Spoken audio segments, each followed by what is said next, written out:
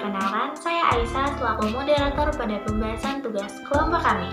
Adapun beberapa agenda pembahasan yang akan dibawakan oleh beberapa teman kelompok saya. Nah, di sini kami akan membahas terkait salah satu komunikator politik yaitu Muhaimin Iskandar. Mulai dari biografinya, rekam jejak politik, pilihan partai politik, prestasi apa saja yang dicapai selama berpolitik, tampilan komunikator politik dari aspek etos, patos, dan logos, serta analisis kemampuan kognitif, afektif, dan psikomotorik. Simak pembahasannya hingga akhir ya guys. Enjoy! Hai guys, di sini saya akan menjelaskan mengenai biografi dari Muhaimin Iskandar. Seperti yang kita ketahui bahwa Muhaimin Iskandar adalah seorang politikus Indonesia. Nah, beliau lahir pada 24 September 1966 di Jombang, Jawa Timur. Ayahnya bernama Muhammad Iskandar, adalah seorang guru di pesantren Mambaul Ma'arif yang kemudian ia menjadi pemimpin pesantren setelah ayahnya. Nah, ibunya bernama Muhassanah Iskandar. Muhaimin ini merupakan cicit dari Bisri Syamsuri, seorang ulama yang dikenal sebagai ayah dari Muhammad Hashim Asy'ari yang juga seorang ulama. Beliau merupakan pendiri Nahdlatul Ulama atau NU dan juga salah satu orang Indonesia yang pernah belajar kepada Ahmad Khatib Al-Minangkabawi bersama dengan Ahmad Dahlan, pendiri dari Muhammadiyah, dan Zakaria bin Muhammad Amin, pendiri dari Pondok Pesantren Al-Qaryah dan MDTA Mahbatul Ulum. Selain itu, perlu diketahui bahwa sejak kecil Muhaimin Iskandar ini sangat dekat dengan Presiden Abdurrahman Wahid atau yang lebih dikenal dengan Gus Dur. Kini, Muhaimin Iskandar memiliki istri bernama Rustini Murtado yang dikaruniai 3 orang anak. Adapun riwayat pendidikan Muhaimin Iskandar, yaitu ketika beliau SD, beliau belajar di Mambaul Ma'arif Denaniar Jombang pada tahun 1076. Ketika beliau melanjutkan SMP, beliau melanjutkan di Mambaul Ma'arif Denaniar Jombang pada tahun 1982. Masuk ke jenjang SMA, beliau bersekolah di MAN 1 Yogyakarta pada tahun 1085. Ketika melanjutkan di perguruan tinggi, beliau menamatkan di S1 FISIP UGM Yogyakarta pada tahun 1992 dan S2 Manajemen Komunikasi Universitas Indonesia pada tahun 2001. Sekian biografi dari Muhaimin Iskandar. Terima kasih. Baik, di sini saya akan menjelaskan rekam jejak politik dari seorang Muhaimin Iskandar, atau yang lebih akrab disapa dengan Cak Imin ataupun juga Gus Imin. Beliau ini adalah seorang politikus Indonesia yang kini menjabat sebagai calon wakil presiden dalam pemilihan umum presiden Indonesia tahun 2024 sebagai pasangan dari Anies Baswedan. Dahulunya beliau menjabat sebagai wakil ketua Dewan Perwakilan Rakyat Republik Indonesia pada tahun 1999 hingga tahun 2009, Menteri Tenaga Kerja dan Transmigrasi Republik Indonesia pada tahun 2009 hingga 2014 dan menjadi Wakil Ketua Majelis Permusyawaratan Rakyat Republik Indonesia pada tahun 2018 hingga 2019. Hingga saat ini karirnya terus meroket setelah terpilih menjadi Ketua Umum PKB di Muktamar PKB tahun 2005 di Semarang. Muhaimin berhasil menyelamatkan PKB dari dinamika politik yang terjadi di PKB antara tahun 2005 sampai tahun 2009. Muhaimin berhasil membawa PKB keluar dari lubang jarum PT Pemilu 2009. Di tengah banyak pengamat memprediksi PKB tidak akan lolos PT akibat konflik. Hanya dalam 2 kali pemilu, 2014 dan 2019, Muhaimin berhasil bukan hanya mengembalikan suara PKB, tapi juga membawa PKB yang melampaui perolehan suara dan kursi PKB pada saat pertama kali didirikan dan ikut pemilu tahun 1999. Saat Gus Dur masih menjadi tokoh sentral di PKB, kursi DPR RI PKB tahun 2004 ada di 52 kursi dengan raihan suara 13 juta. Sekarang di tangan Muhaimin, kursi PKB menjadi 58 kursi dengan suara 13,5 juta. Selain itu, di bawah Susilo Bambang Yudhoyono, ia sudah 5 kali terpilih menjadi anggota DPR meski baru menjabat 4 periode penuh. Kiprahnya di parlemen dimulai ketika menyertai pemilu tahun 1999 yang membawanya menduduki kursi legislatif mewakili Sidoarjo, Jawa Timur. Pada saat itu, Muhaimin sendiri mencalonkan diri dalam pemilihan umum legislatif, mencalonkan diri untuk masa jabatan kelima masih di daerah pemilihan Jawa Timur yang ke-8. Ia memenangkan 1.490.916 suara dan mendapatkan kursi. Kemudian, beliau diangkat menjadi Wakil Ketua DPR. Sebagai anggota DPR, Muhaimin Iskandar telah menghasilkan beberapa kebijakan yang mendukung buruh dan transmigran. Salah satu pencapaiannya adalah pengesahan Undang-Undang Ketenagakerjaan yang memberikan perlindungan lebih besar bagi pekerja. Sebagai Ketua Umum PKB, dia telah berperan dalam menguatkan posisi partai di tingkat nasional. Nah, yang berikut adalah pilihan partai politik. Jadi pada saat krisis keuangan Asia, Muhaimin menjabat sebagai Ketua Umum PMI sejak tahun 1994. Nahdlatul Ulama menunjuknya sebagai bagian dari tim asistensi pembentukan Partai Kebangkitan Bangsa. Peran Muhaimin adalah menyiapkan anggaran dasar partai dan ia juga diangkat sebagai Sekretaris Jenderal partai tersebut. Setelah kejatuhan Soeharto, partai baru ini berpartisipasi dalam pemilihan umum pada tahun 1999 dan memenangkan 12,6% suara nasional serta memperoleh 51 kursi di Dewan Perwakilan Rakyat dan menjadi kelompok terbesar ketiga di belakang PDIP dan Golkar.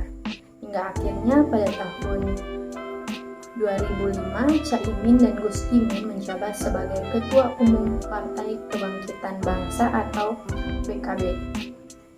Nah, pada tahun 2022, Caimin sempat menawarkan diri bergabung dengan Koalisi Indonesia Bersatu yang saat itu dalamnya terdapat PBB, Golkar, dan PAN.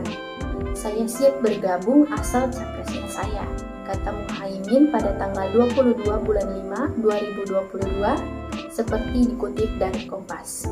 Namun, tawaran ini ditolak ketiga partai tersebut dalam KIB karena dinilai tidak masuk akal dan kongsi ini sendiri juga sudah punya nama capres. Manuver PKB tak berhenti sampai di situ. Mereka mengatur siasat untuk menggagas koalisi semut merah dengan menggandeng PKS. Namun upaya ini gagal karena PKB segera merapat dengan Koalisi Kebangkitan Indonesia Raya atau KKIR yang dikawal oleh Gerindra. Yang berikut adalah prestasi yang pernah dicapai selama berpolitik. Nah, Muhaimin Iskandar merupakan seorang pemimpin politik yang memiliki pengalaman lebih dari 20 tahun di dunia politik, dimulai dengan menjadi seorang aktivis, pengurus partai, hingga menjadi anggota dewan. Nah, berikut adalah prestasi Muhaimin Iskandar yang pernah dicapai selama berpolitik, yaitu yang pertama adalah sebagai Wakil Ketua Dewan Perwakilan Rakyat Republik Indonesia sejak tahun 1999 hingga pada tahun 2009. Yang kedua, sebagai Ketua Umum Partai Kebangkitan Bangsa sejak tahun 2005. Yang ketiga, sebagai Menteri Tenaga Kerja dan Transmigrasi pada tahun 2009 hingga pada tahun 2014. Yang keempat, pernah menjabat sebagai Sekretaris Jenderal PKB. Yang kelima, sebagai Ketua Dewan Tapsia.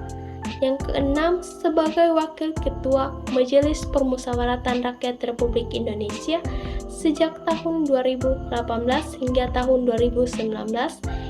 Yang ketujuh, Muhaimin Iskandar pernah berkiprah di parlemen dimulai ketika menyertai pemilu 1999 yang membawanya menduduki kursi legislatif mewakili Sidoarjo, Jawa Timur. Yang kedelapan, Muhaimin Iskandar sendiri telah 5 kali terpilih menjadi anggota DPR meski baru menjabat 4 periode penuh. Dan sebagai seorang anggota DPR, beliau telah menghasilkan beberapa kebijakan yang mendukung buruh dan transmigran. Yang ke-10 adalah sebagai calon wakil presiden dan pemilihan umum presiden Indonesia pada tahun 2024 dan sebagai pasangan dari Anies Baswedan. Oke teman-teman, selanjutnya kita akan membahas mengenai tampilan seorang Muhaimin Iskandar atau Cak Imin dari segi etos, patos maupun logos. Sebagaimana yang kita ketahui, ketiga komponen tadi merupakan sebuah teori retorika yang digagas oleh Aristoteles, seorang filsuf termasyhur Yunani kuno. Teori ini berfokus pada bagaimana retorika sebagai alat persuasi yang tersedia. Lalu seperti apa sih tampilan Cak Imin dari segi etos, patos maupun logos? Yang pertama itu kita akan melihatnya dari segi etos. Aristoteles mengatakan etos ini sangat erat kaitannya dengan tingkat kredibilitas seseorang di ruang publik. Seorang Cak Imin menurut kelompok kami memiliki tingkat kredibilitas yang cukup tinggi di ruang publik.